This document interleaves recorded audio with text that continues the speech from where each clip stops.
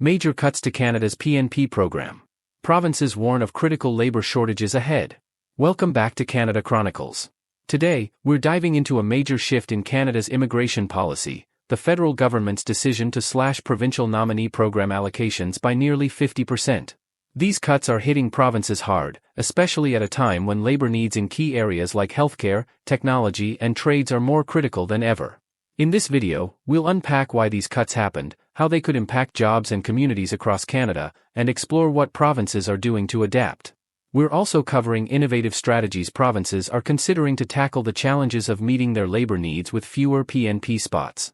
Stay tuned until the end to discover the strategic moves provinces are making to attract skilled workers despite the cuts, and if you're interested in keeping up with Canada's latest immigration updates, be sure to subscribe and hit that notification bell. Let's get started. Canada's recent decision to cut PNP allocations by nearly 50% has sent shockwaves across the nation. With PNP quotas dropping from 110,000 in 2024 to just 55,000 in 2025, provinces are now grappling with the impact on their labour markets and regional economies. These cuts come at a time when Canada's labour needs are intensifying, especially in critical sectors like healthcare, technology, and skilled trades. Canada's 2025 to 2027 Immigration Levels Plan. A major shift in strategy. The Immigration Levels Plan for 2025 to 2027 represents a significant change in Canada's approach to immigration. Over recent years, Canada had set ambitious targets, aiming for a peak of 500,000 new immigrants per year by 2025. However, the latest plan has reduced this goal, with an overall target of 395,000 in 2025, decreasing further to 365,000 by 2027. This shift highlights a new government focus on sustainability, housing, and healthcare infrastructure over rapid immigration growth. Why the cut in PNP allocations? The federal government's decision to have PNP allocations stems from concerns over regional capacity. Infrastructure, particularly in housing and healthcare, has faced increasing pressure in several provinces. Canada's rapid population growth has exacerbated housing shortages, pushing up rent prices and making it challenging to maintain affordable options for both newcomers and long-term residents. Healthcare access has also become more strained. With a growing population, provinces are struggling to keep up with the rising demand for healthcare services. The reduction in PNP allocations aligns with the federal government's approach to responsible growth, aimed at moderating population increases to avoid overstressing essential services. Provincial reactions, pushback and concerns. Provincial leaders have voiced serious concerns over these cuts. The PNP has been crucial for bringing in skilled labour tailored to regional economic needs, allowing provinces to nominate immigrants based on local demand in fields like healthcare, engineering, and trades. With fewer PNP spots available, provinces worry they may not be able to address their unique labour gaps effectively. Let's look at the responses from some of Canada's largest provinces. Ontario. As Canada's most populous province, Ontario relies on the PNP to address workforce gaps in key areas such as healthcare and technology. Ontario leaders have expressed concerns that the federal cap may hinder efforts to fill vital roles, particularly in healthcare, where shortages are severe. This new cap creates setbacks for Ontario's plans to address labour shortages through international recruitment. Alberta. Alberta's leaders have also voiced frustration. With an economy heavily reliant on industries like energy, agriculture, and construction, Alberta depends on a steady flow of skilled and semi-skilled workers. Fewer PNP spots may prevent Alberta from meeting its labour demands, placing additional pressure on employers and risking slower economic growth. British Columbia. British Columbia relies on skilled immigrants to drive growth in sectors like technology and healthcare. The province has indicated that the PNP reduction may worsen existing labour shortages, especially in healthcare and tech, which are essential for economic growth. British Columbia's tight housing market compounds these challenges, as leaders stress the importance of immigration for economic balance amid a persistent housing shortage. Impact on the labour market, potential consequences of PNP cuts. The labour market implications of these cuts are extensive. Canada's economy has long relied on contributions from immigrants, especially in high-demand fields like healthcare, technology, manufacturing, and agriculture. By reducing PNP allocations, the federal government risks slowing growth in these critical areas. Healthcare. One of the most impacted sectors will be healthcare, where shortages of nurses, doctors, and other professionals are already straining resources. Many of these roles have traditionally been filled by immigrants through provincial nominations. With fewer nominations available, staffing issues may worsen, particularly in smaller cities and rural areas. Technology and engineering. Canada's technology sector relies heavily on skilled immigrants.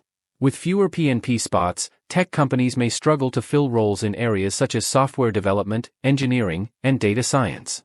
As a result, companies may consider hiring remotely or relocating projects outside Canada. Trades and skilled labor. Shortages in trades like electricians, welders, and construction workers are already felt across provinces. Cuts to the PNP could worsen this, especially in regions with major infrastructure projects. If roles in trades aren't filled, infrastructure development could slow, impacting provincial and national growth. Agriculture and seasonal work. Agriculture is an industry that depends on both temporary foreign workers and permanent residents. Although the PNP isn't the only pathway for agricultural workers, it has been vital for addressing labor gaps in rural areas. With fewer slots, some provinces may struggle to maintain a stable workforce in agriculture, potentially affecting food supply and prices. In Canada focus. A shift in priorities. In response to reduced PNP allocations, the federal government is shifting its focus to applicants already in Canada. By prioritizing temporary residents, international students, and workers on temporary visas, the government aims to streamline their transition to permanent residency. This shift seeks to make use of individuals already integrated into Canadian society. While this approach may seem practical, provinces argue that the PNP meets specific needs that in Canada applicants may not fulfill. Provincial leaders emphasize that the skills brought in through the PNP are directly aligned with regional economic demands, and without enough access to this targeted program, they fear essential roles could go unfilled. Economic impact of reduced immigration numbers. Canada's economic momentum has been fueled by high immigration rates, particularly as an aging population exits the workforce. The significant PNP reductions could slow Canada's economic progress. The PNP has historically provided Canada with a flexible tool for attracting specialized skills to meet immediate needs, and reducing these allocations may lead to reduced GDP growth. Labor shortages in key sectors could lower productivity, impacting Canada's economic output. Wage inflation. With fewer skilled workers, companies may need to raise wages to attract talent, increasing operational costs across industries. Higher consumer prices.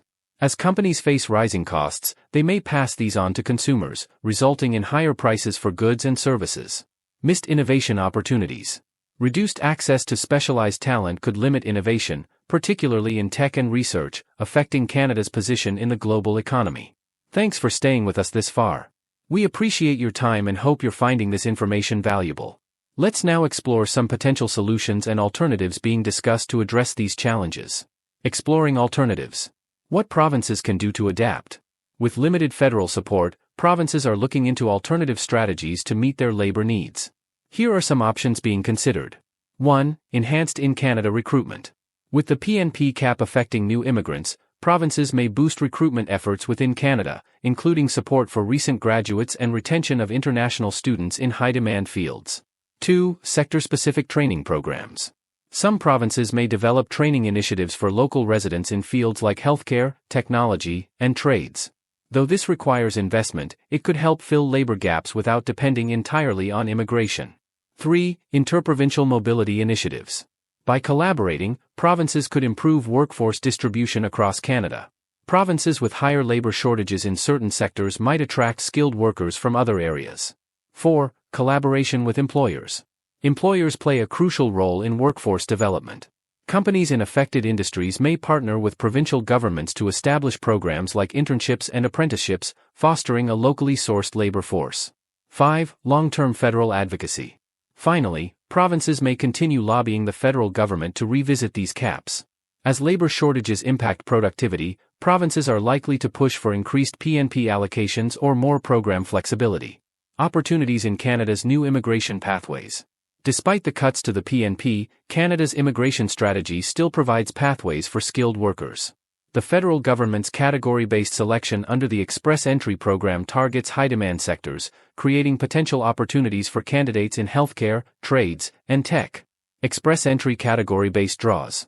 Candidates with expertise in priority fields may still find opportunities through Express Entry, which targets specific skills to meet Canada's economic needs. Increased French-speaking quotas. French-speaking immigrants are also prioritized, with higher quotas for francophone immigration outside Quebec, supporting Canada's goals for bilingualism. International student retention programs. Canada encourages international students to remain post-graduation, particularly in high-demand industries. Provinces could offer incentives for students in priority fields to settle permanently, especially in sectors experiencing the highest labor demand. Navigating a new immigration landscape. The reduction in Provincial Nominee Program allocations presents a challenging new landscape for provinces and prospective immigrants alike. While this shift aims to balance Canada's economic needs with infrastructure constraints, it places significant strain on regional labor markets. Provinces now facing potential shortages in essential fields are exploring creative recruitment methods and advocating for increased federal support. For immigrants, Canada's evolving system means adapting to new pathways, such as the category-based draws in the Express Entry program or transitioning through in-Canada options. Candidates in high-demand fields, particularly healthcare, trades, and technology, may still find valuable opportunities by aligning their skills with priority areas. Similarly, Canada's growing emphasis on bilingualism opens doors for French-speaking candidates to support cultural and linguistic diversity outside Quebec. As Canada adjusts its approach to immigration, both provinces and immigrants are encouraged to be strategic, adaptable, and proactive.